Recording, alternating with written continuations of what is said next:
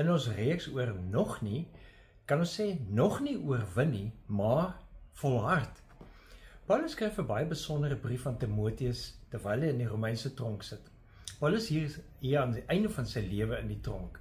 En hy weet sy tyd op aarde raak nou besonder min. Hy voel sy lewenstaak, sy roeping is byna voltooi. En dan skryf hy hierdie brief aan sy jong medewerker om hom te bemoedig, maar juis ook om hom te vergewis van die erns van sy roeping, om dit te bly beklemtoon. Hoe stel hy dit in 2 Timoteus 4 vers 7? Ek het die goeie wedloop afgelê. Ek het die wenstreep bereik. Ek het gelowig enduit volgehou.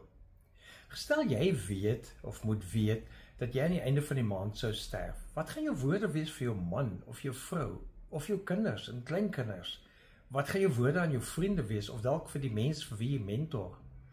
Nou Paulus se lewe was nie net maanskyn en rose nie. Hy's geslaan vir sy geloof. Hy's in die tronk gegooi vir sy geloof. Hy's vervolg vir sy geloof. Tog kyk hy terug oor hierdie paadjie waarmee hy gekom het en hy sien nie net die swaar kry raak nie, maar hy sien juis ook die vasberadenheid, die volharding waarmee hy geleef het. En die rede weet ons, as ons sy briewe dan ook verder lees, is omrede hy vir ons sal sê, hy het in iemand groter as hy self geglo. Hy het vir God bly raak sien.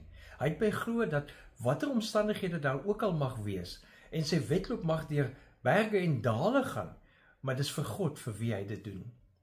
Krause en Hayward se navorsing toon dat mense wat in iets groter as hulle self glo, dat hulle juis veerkragtiger is ten tye van swaar kry.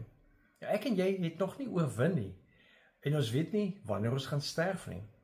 Doch weet ons dat ons in God bly glo, en dat ons glo God het bedoel dat ons nou hier moet wees, dan gaan ons met volharding leef. Ons gaan telkens ons hulp by God soek, ons gaan telkens ons vertroue in God stel, soos Paulus.